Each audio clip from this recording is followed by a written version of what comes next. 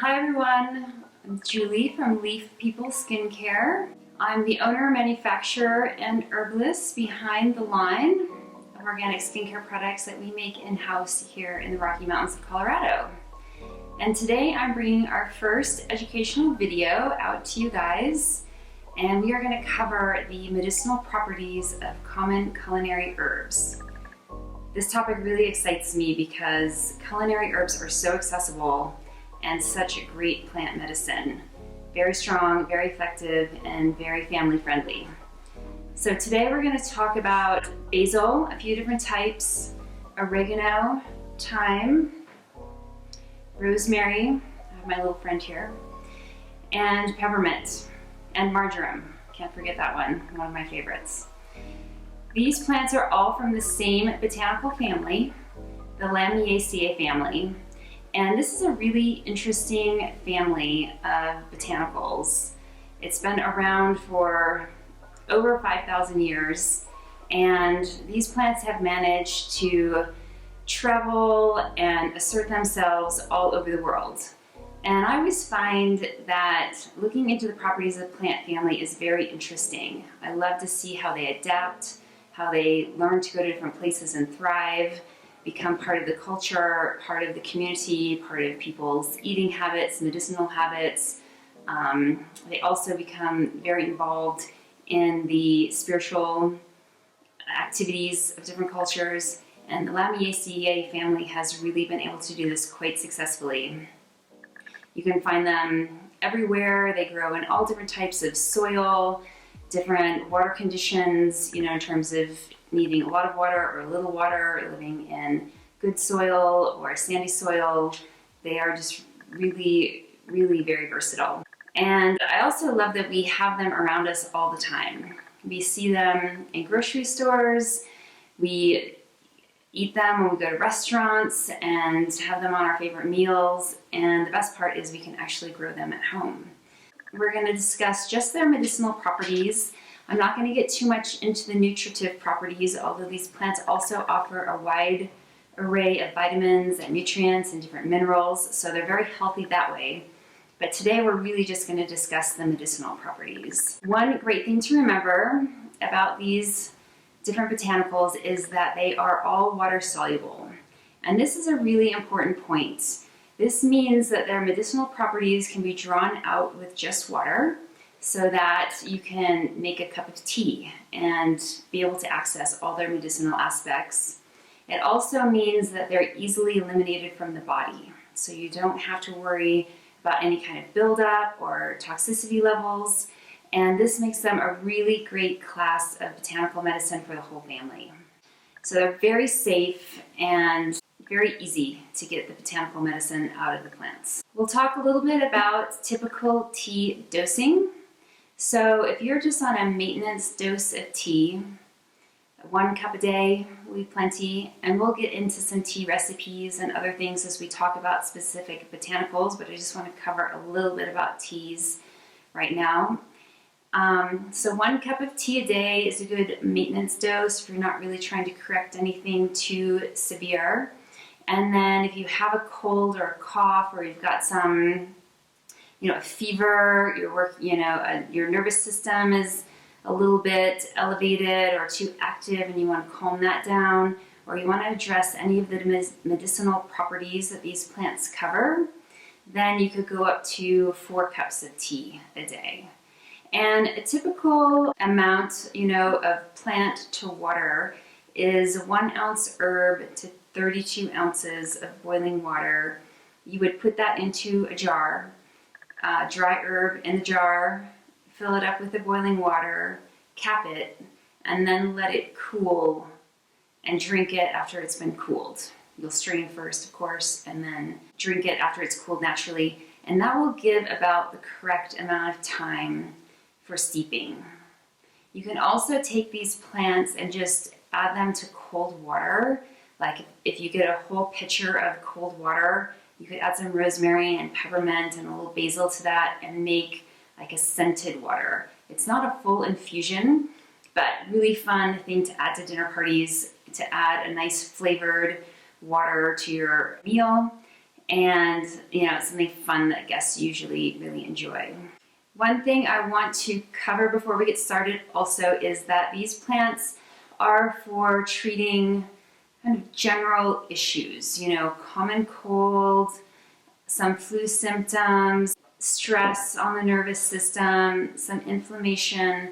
We'll go over these, but do keep in mind that if you have a chronic situation that you've not been able to correct through herbs and good diet and rest, then we do recommend that you see a doctor or a naturopath or an herbalist for some additional help. These herbs, I like to think of it as, if we're kind of in homeostasis here, these herbs are kind of for little waverings in and out of that.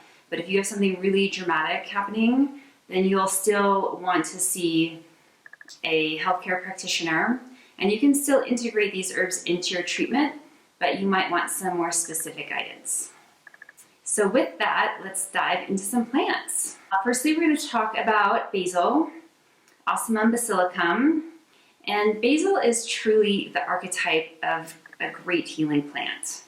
It's been highly respected throughout the ages. Historical documentation on the use of basil goes back 5,000 years. It's really, truly amazing. All the varietals will have similar medicinal properties, but each varietal will also kind of have a little bit of its own specialty.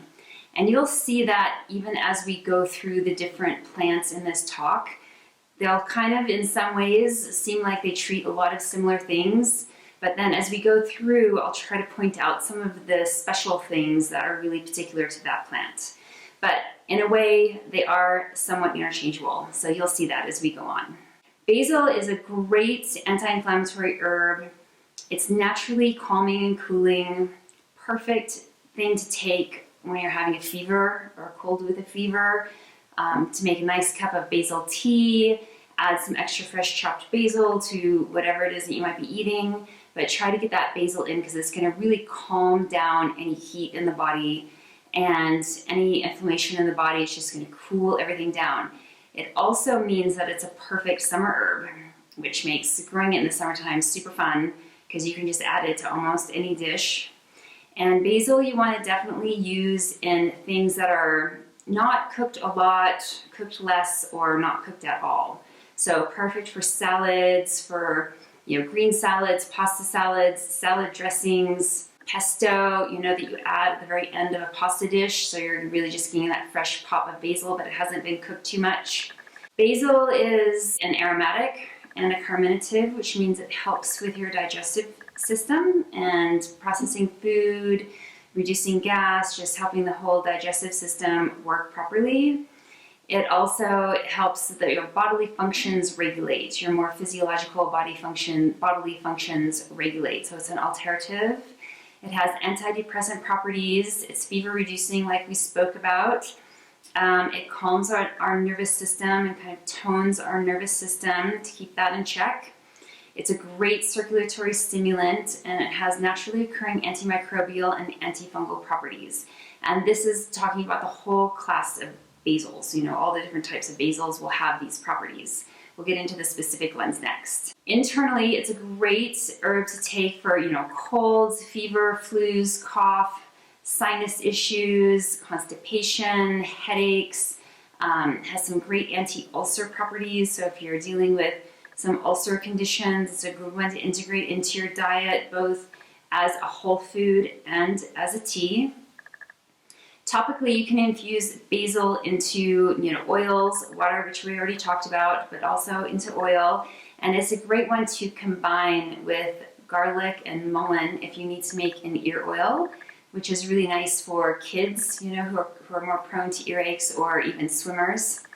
And so you can infuse all those things together, and we will talk about that a little bit later on in the video as well, how to infuse those products together into an oil that you can use as your own medicinal oil at home. Basil is great for bites and stings, so you could do an infusion with probably a variety, I would suggest a variety of these plants, and make an oil infusion that you could use for bug bites and foot massage, a lot of different ailments that we'll discuss as we go on.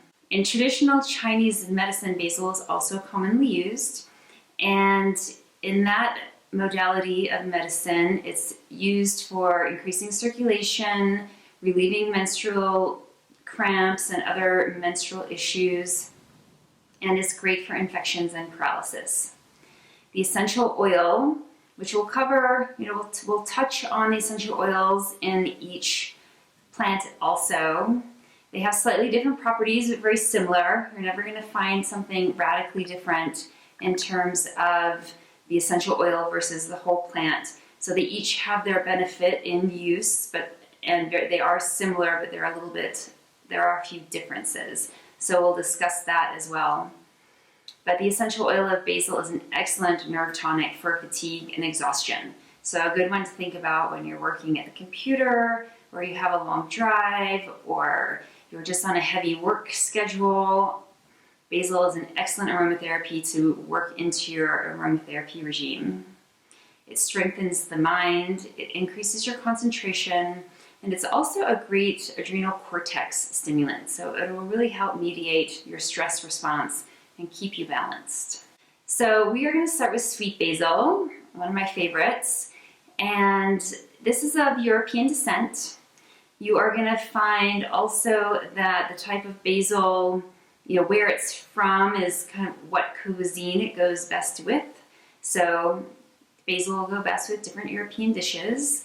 And this is where I always think of pesto. Basil, pine nuts, and garlic, a little bit of lemon juice. Could not get a better immune booster in a food form. Super fun, and hopefully you will think about your pesto dishes a little differently from this time forward. Sweet basil is excellent to reduce heat in the body and acid in the blood. So perfect to integrate into those big meals. And if you're overindulging a little bit and feeling that you're taking in too many foods that cause acidity in the body, basil is a great herb to start integrating. It's also very helpful with indigestion, and what I like to do is steep it with fennel for a stomach soothing tea. So just take a cup, and this is a great post-meal tea, and add about 6 whole basil leaves. You can tear them up. Basil responds a little bit better when it's been torn versus chopped. So I would tear up the leaves, put them in the cup with about half a teaspoon of fennel seeds, and then pour the boiling water over. Cover, if you happen to have a teacup that has a lid, you can cover to kind of hold all the steam and the volatile oils inside the cup, and let that steep for about 5 minutes. And depending on the person, I like to leave my herbs in the cup while I drink it. A lot of them will sink to the bottom, so you don't really have to worry about them floating at the top. But you could also strain that and then serve it without the herbs inside also. And then another fun one, this is an old recipe that I found. I'm not exactly sure how old, but probably used within the past few hundred years. So it's outside of our generations. And it's a traditional fever-reducing tea, 1 ounce fresh basil leaves, torn. Again, a lot of these recipes, especially older recipes, you'll see the basil leaves, requested that they are torn instead of chopped. And then you add 3 black peppercorns. And this one you want to simmer a little bit in the hot water and then pour into a 16-ounce jar. So it's that 1 ounce of fresh basil, 3 peppercorns to 16 ounces. And then cover that and let it steep for a good 20 minutes. And you can, if somebody has a fever, you can let that chill down all the way so you're not serving them a hot beverage. So it's kind of more medium, warm, or even cool. And serve that as a fever-reducing medicinal tea. And note that a lot of these plants will have they will have more extensive properties. We're kind of covering the basics here. You can also dive into your own research on any one of these plants and learn a ton more. I could talk for an hour on each one. They're so amazing. So the next one we're going to cover is holy basil, or also known as Tulsi, OCIMUM tenuiflorum. And this is truly a sacred plant. It's the most medicinal variety of basil and used a lot in Ayurvedic medicine, best with Indian food, again, origin of the plant with cuisine of that area. And Tulsi is a beautiful adaptogen. So it really helps our body cope and adjust and rehabilitate itself from too much stress. So great balancer in that way. It has a lot of antioxidants, so it reduces also the oxidative stress on a cellular level. It eases anxiety and reduces the cortisol levels in the body. So again, a lot of this stress busting factor. So you'll see this a lot in supplements. I've seen whole tea lines based around basil. Adrenal supplements will often have it in there. So you'll start to recognize it as you're looking at products in the store, the use of this basil in a variety of supplements and pre-made teas. And a lot of them will be focused on something about, stress, adrenal support, restoration, those types of formulas. And it does work amazingly well. Tulsi has also probably had the most extensive study around its effect on our health. There are a lot of great clinical trials that have been done on Tulsi and its extracts and how they affect cancer, diabetes, bacterial infections. So there's a lot of great scientific evidence out there. It is still not considered a drug or prescribed in that way, but knowing this means that it could be a great supplementary herb to include in a holistic regime for treating something that's a little bit more serious. And this is something you could bring up with your healthcare practitioner or herbalist if you're going through something like that. The other aspect of Tulsi that I really love, and this is from the Ayurvedic medicine perspective, is that it really increases your higher wisdom. And this is back to where I mentioned earlier about it being a sacred plant. It promotes devotion, it clears your energy. It's seen as being very protective in life and death. So has this really beautiful, higher vibration, spiritual aspect to the plant, which I think is really amazing. And again, another great reason to have it, growing at home and integrated into your daily life. And a lot of these energetic and spiritual properties of plants, you can just gather from having that plant in your home. So just having a nice Tulsi plant growing inside your apartment or your house, or having a lot of Tulsi in your garden, you're going to get that energetic benefit coming to you from the live plants. And I always love having live versions of the plants that I'm eating or consuming or making tea with available. I think it just makes their medicinal aspects that much stronger. And then the third type of basil we're going to talk about is Thai basil. And Thai basil is a little more licoricey, kind of fennel-y in flavor. I love matching the type of basil or herb that we're talking about with the culinary that best fits that herb. And Thai basil with Thai food, it just conjures up all kinds of thoughts of cleansing and detoxifying, blood cleansing, organ cleansing.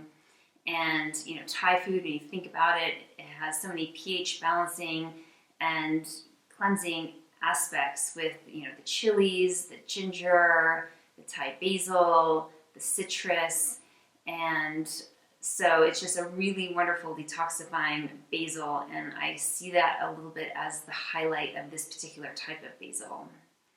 And there is actually a little liver detoxifying suggestion with Thai basil, which is to, again, tear or chop up your Thai basil and get about a nice packed tablespoon. And then you take that just in one shot. Just take that down with some water, and that nice concentrated dose of the Thai basil will have some really nice detoxifying properties for both your body and your liver. Internally, you'll see again some of the stress relieving aspects. It helps reduce cortisol levels in the body. It's very good for mouth health and keeping your mouth healthy. That is due to its high antibacterial properties. And you can also de-stress it with a really nice cup of Thai basil tea. And, in fact, if you have a couple different basils growing at home or access to them, I would just do a mixed cup of basil tea as a nice, calming, de-stressing tea. Thai basil is also the most friendly to the skin. It's a great one to do your own home infusion for toner or just a refreshing kind of facial rinse or splash. And you can basically just make a strong tea with the Thai basil, strain off the leaves, and then you could add a little bit of aloe vera or witch hazel or different hydrosol, and then use that as a toner to help cleanse and refresh the skin.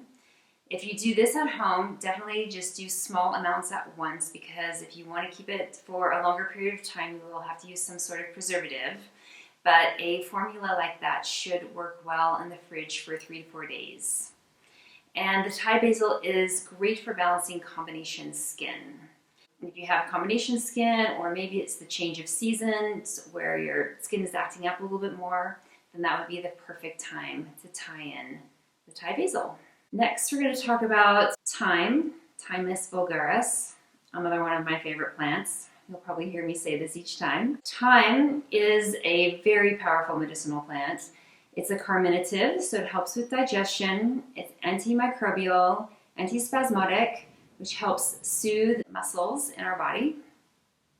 It's a great expectorant, astringent, and then some of its special qualities is that it's a vermifuge, which means it helps with parasites, and it's also helps if you have any kind of intestinal worms or issues with that. So it kind of gets those little critters out of our system. I also like to take a formula with thyme in it if I'm traveling, to areas where there might be these issues in terms of the common illnesses found in that place. So I'll always take some kind of digestive aid and some restorative herbs, and thyme will be a part of that group. It's a great antitussive, so good for when you have a cough. It's also a nervine, so it helps tonify your nervous system, regulate and calm your nervous system. Very mild sedative, so I would say a mild calming properties. Emmenagogue, great herb for when you're having your menstrual cycle, and very strong antifungal. Thyme is best harvested when it's a little bit dry. So if you have your own plants, you can kind of control this. I know if we buy it in the store, it comes as it comes. And I find also thyme, when I buy it in the store, it's often been overwatered prior to picking. And that's usually it's just to make it look better in the container or the package. But typically you want to pick thyme when it's a little bit dry on a dry day. It makes taking the leaves off the stem a lot easier. So that's a little herbalist tip there. And also typically the harvesting season is June through August if you're growing your own. Thyme I love because it's a great herb to include if you have a family member who's not feeling well or is fighting a cold or has some stomach issues. Thyme is a nice herb to sprinkle on their meal, on their salad, on their main dish to kind of calm those issues. Internally, thyme has a wonderful respiratory focus. So helps with acute and chronic respiratory issues, helps release mucus from the lungs and help the lungs clean themselves. That way, it relaxes bronchial passages, it relieves an irritable cough and sore throat. Really great for people who are dealing with emphysema. And then it has these beautiful digestive benefits as well, including helping with gastritis, dealing with diarrhea, various stomach and intestinal infections. So again, something you could do as a strong tea. Like this is where if you were dealing with some of these issues, you would make that strong cup of tea that we talked about earlier, drink that 4 times a day, 4 different intervals throughout the day. And when I'm doing this at home, I use the method of making a strong jar of tea. I'll get a quart-sized jar, and you could use one of those ball quart jars that are 32 ounces, or just recycle another jar that you have that's about that volume. Add my 1 ounce of dry herb to that, fill it up with boiling water, let it steep until it naturally cools itself, and then divide that into 4 servings throughout the day. And again, you could mix some other herbs into this and have it be a varied tea. But if you're going through a lot of these lung bronchial issues and digestive issues, then I would certainly make the focus on thyme. Topically, thyme is excellent for joint and muscle pain, inflammation, sprains, bruising. And one thing I really also like about thyme is, again, if you've got a cold or a flu, it's often suggested to do that steam inhalation where you take a pan with boiling water, add, say, eucalyptus drops, and then you put your head over the steam with a towel over it and inhale that. Well, I always find that the eucalyptus is a little too strong for my skin and even sometimes my sinuses, especially if they're inflamed and I'm not feeling well. So thyme is an excellent substitute in this way. So you can do that steam inhalation with the essential oil of thyme, maybe some fresh whole thyme herb as well, and use that in place of the eucalyptus when you're not feeling well. Here's a fun one. The traditional use of thyme, back again in the days of yore, was in an herb pillow to help people who are suffering from nightmares. And back in days of our past, herb pillows were very common, a lot more common than today, and they were larger. They would be like a larger pillow or kind of a small pillow to us now, and they would be filled with different botanicals, various medicinal botanicals. You would make new herb pillows pretty regularly to deal with certain issues.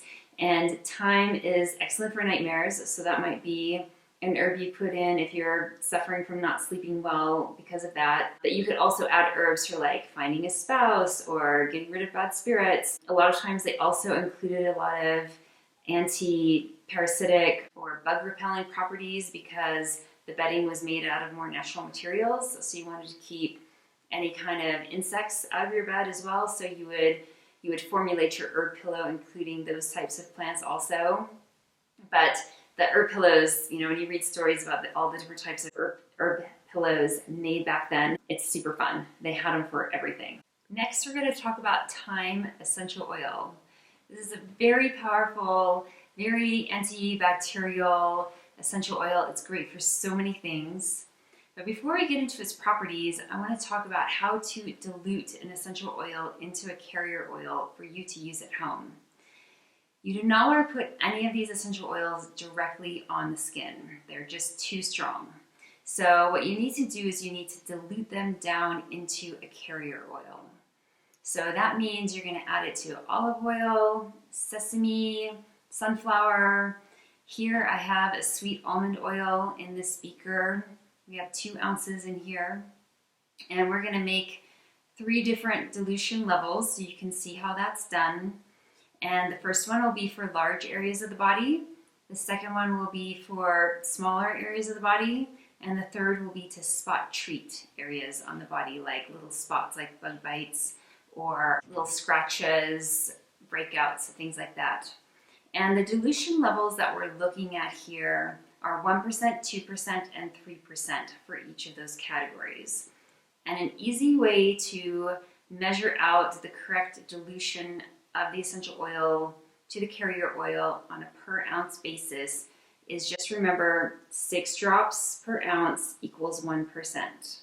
So in this little beaker here that we're going to first do for a whole body application, I want to start with 0.5%. So that's going to be 3 drops per ounce, 6 drops for this whole beaker. And this will be perfect for like a body oil.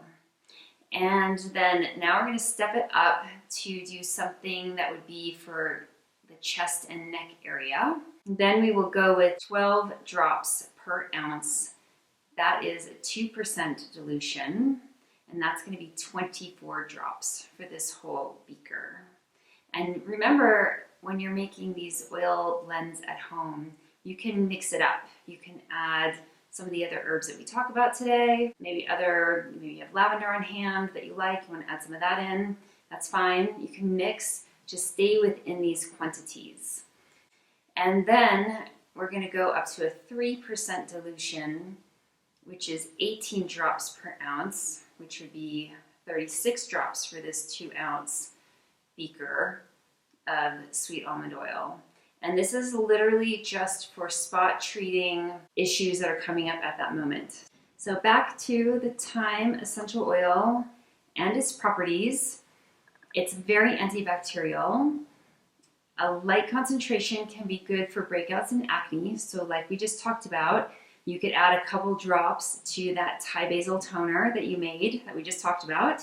You know, if you make 4 ounces of that, you could add 6 drops to the whole batch, and that would just be a nice light dose that you could add to the face. I would maybe start with 3 drops and then work up to 6, depending on how your skin, you know, the type of your skin, how your skin's handling that. But that would be a great addition to that oil balancing, breakout prone skin type, and something that you can easily make at home. It also helps aid with digestion. So again, what we just talked about on making your own oil at home, you could make a more gentle version and, you know, massage that onto your belly after a big meal, or massage that onto your belly if you're prone to digestive issues after you eat, and that'll just kind of help calm down and ease cramping after a meal. Just calm down your whole digestive tract. It will still work properly. It's just going to calm everything down a little bit. Great for bronchial health, which we already talked about. It's a great detoxifier for the body. And thyme also helps relieve stress and anxiety. And as we spoke about doing a little spot treatment for bug bites, it's a great natural insect repellent. And antibacterial properties make it excellent for homemade hand sanitizer. So this is your really good friend when you're spending time in the outdoors, if you're camping, doing a lot of stuff in your backyard, or at a community park for a barbecue, things like that. You can have thyme on hand in case any of the little critters get a bite in, or you can use it in your homemade hand sanitizer. And next, I'm going to talk about one of my favorites, sweet marjoram. I feel like this is often an overlooked culinary herb, and it's so fantastic. It has some nice sweet undertones in the flavor, beautiful green, you know, herbal plant, and wonderful medicinal properties. Its proper name is Oregano marjorana. And again, you'll see some of these similarities. Great for the digestive tract. It's a nice expectorant, so it soothes bronchial spasms. It relieves smooth muscle spasms in the body. Marjoram is also a stimulant and a calmative. So I want to talk about that a little bit. Some medicinal botanicals are what they call bidirectional, which is really interesting because when you take the plant in, it can actually read your physiology and tell what you need. So if you need to be perked up a little bit, it'll have a light stimulating effect on you. If you need to be calmed down, it'll help calm you down. But it knows what to do once it gets into your body. And marjoram is like that, which makes it really special. It's also a great antioxidant and has a lot of antiviral properties. So all around amazing herb. And historically, marjoram has been used for coughs, colds. When you look at old recipes for like cough syrups and things, old homemade recipes, you'll often find marjoram in there, which is really fascinating. So great historical uses, you know, the historical uses have been documented. And it's also great for stomach and digestive indigestion issues. Now, one unique characteristic here for the marjoram is motion sickness and seasickness. So as I mentioned before, as we go through these different herbs, I'm going to try to point out some of the areas where they have their specialty. So that's the one for marjoram, is this motion sickness, seasickness, and it has to do with this calming effects on your body. So a good one if you're going to be in that situation. Also helps with inflammation in the mouth. So again, if you want to do a homemade antibacterial mouth rinse, if you've been going through any kind of dental issues, drinking extra marjoram tea, maybe holding it in your mouth a little bit, so those antibacterial properties can work there before you swallow. And it's great for mouth issues like that. And also a wonderful herb if you're suffering from insomnia. So again, if you have the marjoram plant growing at home, you could add a few leaves to your favorite nighty-night tea blend and kind of kick up that aspect to help with your insomnia. Marjoram is also a wonderful herb to make a liniment, and a liniment is when you soak the herbs in alcohol. The medicinal properties will also go into the alcohol, and then when you apply it to your skin, it just goes right in. Again, this is another older formulation or way of using medicinal plants from times of our past, but marjoram is used a lot for liniments, for aches and pains, swollen joints, stiff joints, bites and stings. Really wonderful anti-inflammatory properties. In traditional Chinese medicine, marjoram is important for increasing your qi, your vital energy, to give you a little bit more stamina. It also helps calm the mind, and this is another unique one, reduces heart palpitations. It reduces anxiety, and in TCM, traditional Chinese medicine, also used for insomnia. So that's another, when you look at the different paradigms of botanical medicine, Western medicine, Ayurveda, traditional Chinese medicine, I always like it when some of them match up, So in Western herbalism, it's used for insomnia, traditional Chinese medicine used for insomnia. So that is a nice connection there. Also has a nice chemical constituents within the plant to help nourish the brain. And that might be linked into this whole reducing the anxiety and insomnia aspects. I love a marjoram tea, and I also really like it in salad dressing and marinades. And here's another little side note. With these medicinal culinary herbs that we're talking about today, they make excellent infused vinegars. And the vinegar is going to really pull out more of their nutritional content. So if you want to make a vinegar you can use in salad dressings and marinades that have a higher concentration of vitamins and minerals, then use some of these herbs, because the vinegar will help draw those minerals out. I like to use a certified organic apple cider vinegar as my vinegar of choice, but most all vinegars will do this. And so it's a great way to get that nutritional content into your food through a vinegar extraction. Top it up with some vinegar until it looks like we've got a good ratio of herb to vinegar, which I think is about here. And then I'll cap that, let it sit for 5 to 7 days, strain, and you've got a wonderful herbal infused vinegar to use for your salad dressings and marinades at home. And next I want to talk about oregano.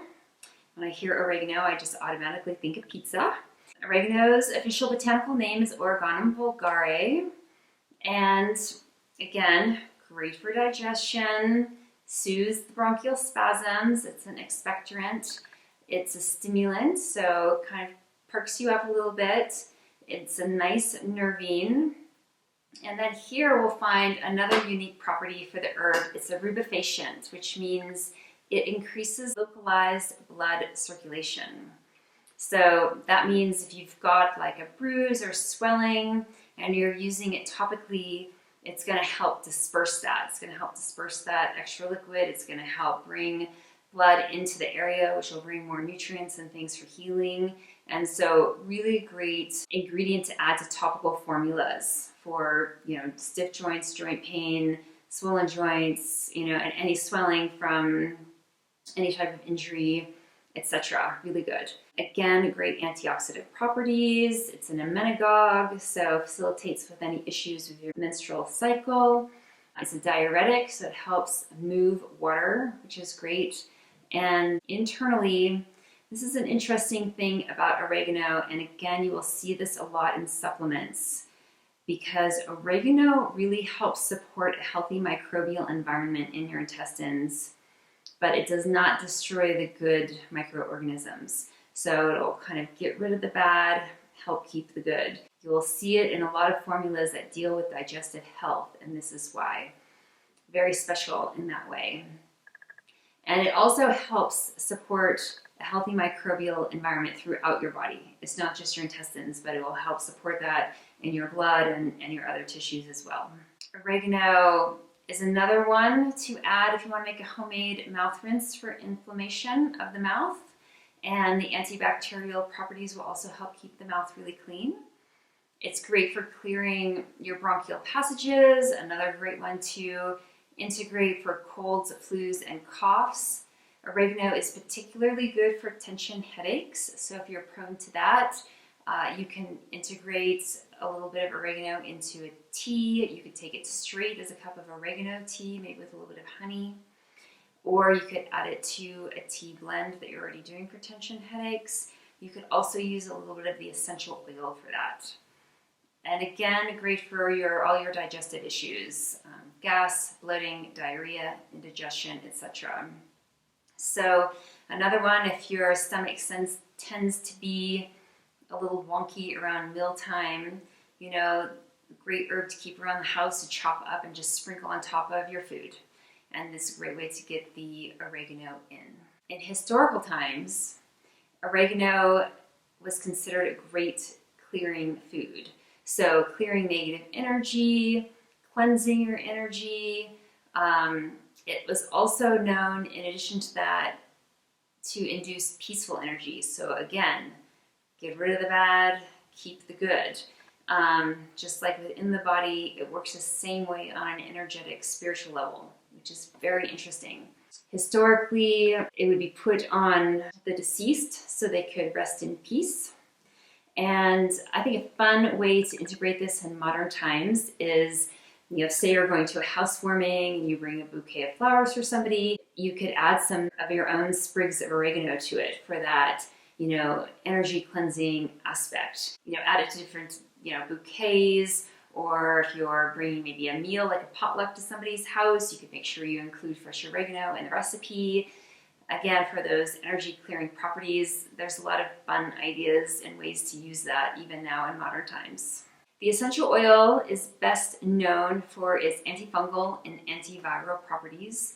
So this is where, before when we were making that infused oil with the essential oils, you could do a stronger infusion like for the feet, if you're prone to athlete's foot or something like that, and then treat your feet that night or a couple nights a week with your oregano infused essential oil. And now we're getting to a good one. This is one of my favorites, rosemary. Couldn't live without it. Sticking my face in a rosemary plant is about the happiest thing I can do. Rosemary, also known as the rose of the sea or herb of remembrance. It is, again, great for your digestive health and digestion, really good for sort of keeping all functions of your body working properly. So it's a carminative, it's a digestive, it's an alterative, high antibacterial properties, antifungal, antioxidant, but it's one of its specialties here in terms of specific to this herb is it's a great circulatory stimulant, especially circulation to the brain. It's a generalized circulatory stimulant, but also it's a rubefacient, which means if you apply it to just a small area of the body, it's going to increase localized circulation there too. So you can use it on a broad scale, whole body, through taking the plant in, ingesting it through your food or as a tea. But then you could also do it topically on a specific area if you've got some swelling or an issue like that. Wonderful antidepressant properties. Don't need to convince anybody of that. I love it. I always have a rosemary plant around. One of my favorite things to do with rosemary is make what I call the mind brightening tea. I like to take equal parts peppermint and rosemary. Some wonderful additions to this is ginkgo. Ginkgo is wonderful because it also helps increase blood flow to the brain and stimulate the brain and kind of perk you up in that way, in a non-caffeinated way. And so that's a really wonderful addition to this blend of rosemary and peppermint. And then let that steep. You could let that steep about 5 minutes and drink it hot. Or again, you could just let it cool naturally and steep longer and then use that as an iced tea or kind of a warm tea if you don't want to chill it down all the way. And also, sometimes I like to add a little bit of green tea. And that's a really nice mix in here too. So those are some great recipes for mind brightening tea. A wonderful one to do in the morning if you don't drink caffeine, or sometimes I like to do it in the early afternoon if I'm feeling a little sluggish and I still have a few hours of work ahead of me, I'll do that in the early afternoon. It's really wonderful. Internally, rosemary again is good for coughs, colds, flu. It is a circulatory and nervous system stimulant. And here is another unique one. It really helps reduce a stomach ache, specifically when it's related to psychological tension. So again, this whole like mind calming, but antidepressant, anti-tension factors sort of all coming together and helping with a physical ailment. It stimulates liver and bile production. It helps relieve headaches in general. It helps with your memory. Also, with its circulatory stimulant aspects, it helps stimulate metabolic activity, relieve any symptoms of a sluggish circulation. So a nice one to add into your diet or your daily regime if you have a tendency towards cold hands and cold feet, because it helps perk up the circulation in your body, keeps your metabolic rate up a little bit. Again, to help with keeping your metabolic rate up a little bit, you could do a blend of rosemary with green tea. Topically, rosemary is wonderful for the scalp and hair. I've read many times of traditional uses in using it as a hair rinse to keep dark hair dark, so to help prevent graying. But it also stimulates the hair follicles and helps maintain good hair growth. If I was going to use it in that way as a hair rinse, what I would do is make a strong rosemary tea and keep it in the shower. And again, you want to make an amount for about 3 or 4 days tops, because this is a fresh product and it doesn't have a preservative in it. So about 3-4 days tops. I would wash my hair. I would then rinse the shampoo out, and then I would put the rosemary tea all over, on my scalp, let that sit for a couple of minutes, and then move into the conditioning, and then rinse everything out.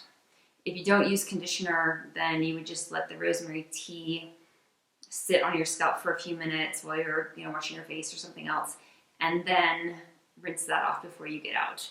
But a few minutes should be enough for the rosemary tea to soak into your scalp. Wonderful for all types of scalp issues, itchy scalp, promoting hair growth, keeping dark hair dark, keeping your scalp really healthy. Rosemary is also wonderful for sprains, strains, arthritis, swollen joints, stiff joints, all of that. Again, I would probably use a topical use in that way. So using the essential oil or doing an oil infusion with rosemary. Here's another specific one. Rosemary is very good for neuralgia and nerve-based pain, so it makes it a perfect one to add to a massage oil or treatment oil for sciatica. In traditional Chinese medicine, it's used a lot to warm the spirit, open and uplift the heart and mind. So again, kind of really bringing that energy up and brightening your mind, brightening your spirit. And as I said before, it's pretty obvious because you can get those feelings just from smelling the plant. Rosemary also makes a really nice natural preservative for food and products, and you can buy typically the oleoresin of rosemary if you want something that's pre-made, or just a nice thing to add to your own home recipes for food preservation and canning. The essential oil is wonderful. We spoke about some of its properties already, but for uplifting, stimulating the mind, it's really good to reduce brain fog. Definite essential oil to have around if you spend long hours at the computer working. You can just add a little to your temples, you can add a little to your throat so that you get that essential oil wafting up. Essential oils, you always want to breathe in through the nose. The nose is the fastest pathway for essential oils to get to the brain. So whenever you're using them, try to keep that in mind. Breathe in through the nose. The essential oil of rosemary is also really good for exhaustion, asthma, bronchitis. You can use it to treat or add it to an oil blend for various skin infections and skin irritations. The essential oil is great for hair and scalp health. So again, you could use the whole herb in a tea infusion like we just talked about, or you could do the pure essential oil of rosemary, in which case you could add it to your shampoo. You could add it to a little oil that you just add drops to your scalp and massage in. There's various ways to use it that way. Rosemary essential oil is not recommended during the first 4 months of pregnancy or if you have a difficult pregnancy. So that is something to keep in mind. Next up, we have the ever popular peppermint. Mentha PEPPERITA, the herb of the mind, and one of my favorites. I love peppermint, it's so versatile. You can use it in tea, you can use it in cooking, salads.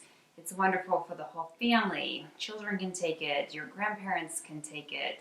It's one of the most versatile herbs I think that we have. And I also love it because you can get the cultivated versions in the store that you buy. You can grow it at home. And then in a lot of areas, it's pretty abundant wild also. I really love going camping and finding some fresh mint out in the wild and making wild mint tea while I'm camping. That is super fun. And so peppermint is just one of those happy, spunky, bright herbs. A lot of good medicinal properties. So again, aids with digestion. We've seen this theme through this whole family. And again, another bidirectional, so great for calming, but is also stimulating. So once you take the plant in, it will adjust your physiology and give you what you need. It's a wonderful nerve tonic. It's a great antispasmodic, so it's going to help calm the smooth muscles in your body. It's a wonderful diaphoretic, so it's great for dispersing heat out of the body. It has a lot of antiseptic properties. And here's another one. Now we're moving into something unique to peppermint. It's a wonderful analgesic, so especially when you use it topically. It has great anti-itching properties. Internally, it's wonderful for many things. It's a heart tonic and helps aid circulation. It soothes the nerves and eases tension. It aids digestion by relaxing the smooth muscles of the digestive system, so it kind of calms down your digestive system but allows you to still digest. It's a wonderful post-meal tea. You could add it to that fennel basil combination that we talked about earlier. Reduces gas. It's great for headaches. And it's really good for headaches that are associated with digestive issues. So indigestion, any kind of gas or bloating that might lead to a headache. It's connected to headaches that are connected to digestion. So it helps alleviate those, but it's also good for any kind of headache. Another insomnia fighter, so it's going to help minimize insomnia for you. As we talked about before, it's a wonderful partner to rosemary for hot tea and iced tea. You can use it for mouth issues, so back to making your own mouthwash and having the antibacterial, anti-inflammatory formulas for the mouth, which again, I would just make a really strong tea and use that as a mouth rinse. But you could add peppermint to that formula and that will kind of help it taste better too. Get a little bit of a mintiness to it. It stimulates bile secretions. So this is one where you want to be a little bit careful if you don't have a gallbladder. You don't want to have too much peppermint tea, but a little bit will be fine. It's wonderful for the common colds as well as something as strong as influenza. So very versatile there. And peppermint is probably the best cooling tea for a hot summer day. Again, if you want to make your cooling summer tea a little bit more interesting, you could do a basil peppermint. Really wonderful combination. It kind of gives a little bit of a more interesting flavor factor when you add the basil to it, and sometimes it's something that people can't quite identify, so you have that like secret ingredient that will impress your friends. Topically, this is where we go back to our essential oil blend in the carrier oil. You can add a little bit of peppermint for the analgesic properties. And also it's very cooling. It's very cooling topically as well, so it'll be great for any kind of swelling and inflammation also because it's going to take the heat out of that quickly. I also love peppermint if you are a fan of the foot rubs. Peppermint is wonderful for a foot massage oil or to add to any kind of a foot cream. If you're somebody who suffers from having hot feet, you could use either a peppermint lotion on your feet, or you could make a peppermint mist with water, which is very easy. Just get yourself a mister bottle, fill it with water, you could add a little bit of aloe vera if you wanted to, and then again follow our dilution rates. So I would always start with, a 0.5 to 1% to begin with, and see how that works. And then if you need to make it a little stronger, you can. But you could make a little foot spray for yourself. Peppermint is a wonderful tonic for children and teens. It's really good for the whole family. You can go from the young to the old. But I think of peppermint as like the classic children's herb. And if you wanted to do something that was slightly more gentle, then you could use spearmint. Spearmint's a little harder to find as a fresh plant, so peppermint is a great choice and readily available. For children, it will do the same thing. It's great for digestive issues, it helps calm the nerves, it increases circulation, it supports the respiratory and immune systems, and it's a great natural anti-inflammatory. And peppermint is a plant that's really fun to grow at home with the kids because they can grow their own plant, they can make their own homemade medicine or homemade teas with it and kind of go through the whole process, which is super exciting. The essential oil of peppermint, also again, very potent, something you want to dilute down, and great for the digestive issues, as we talked about, the whole herb. So you could blend this with the marjoram or the basil and make a topical oil that you could massage onto your abdomen. If you're somebody who has a little bit of trouble with digestion, it will just help calm down any intestinal spasms, allow the digestive process to still happen. It's wonderful for people who have irritable bowel syndrome, colitis, inflammatory bowel disease. Just helps keep that lower intestinal tract calm, but still functioning properly. And aids with gas and bloating, etc. Wonderful for migraines. And again, this is another one that you'll want to avoid during the first trimester of pregnancy. So always double check your essential oils if you are pregnant or planning to become pregnant. Here are some examples of my own medicinal culinary herbs. I have rosemary, oregano, and peppermint. I would like to note that this peppermint has been grown from cuttings. So a friend actually cut her plants, put them in water and rooted them, and then gave them to me, and I planted them, and now I've got several healthy peppermint plants growing. Basil I like to grow in a bucket because basil has a long root system. So if you can give their roots a lot of space, the plants will get really big and healthy. This bucket has some holes drilled in the bottom for good drainage, and the basil will be very happy in here. Hopefully this will give you some ideas on some simple ways to grow your own culinary herbs at home and to bring the great medicinal properties and good health that they offer into your daily life. And this concludes our talk on the medicinal properties of common culinary herbs. I hope that you will look at your medicinal culinary herbal garden a little differently now that you understand some of its properties and how these plants can be used and integrated into our daily lives for a more medicinal purpose.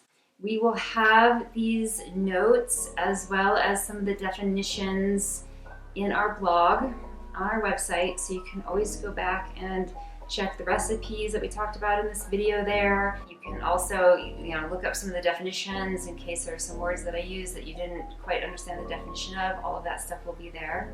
And we look forward to spending some time with you again as we go over another wonderful botanical topic in the future. Thank you so much.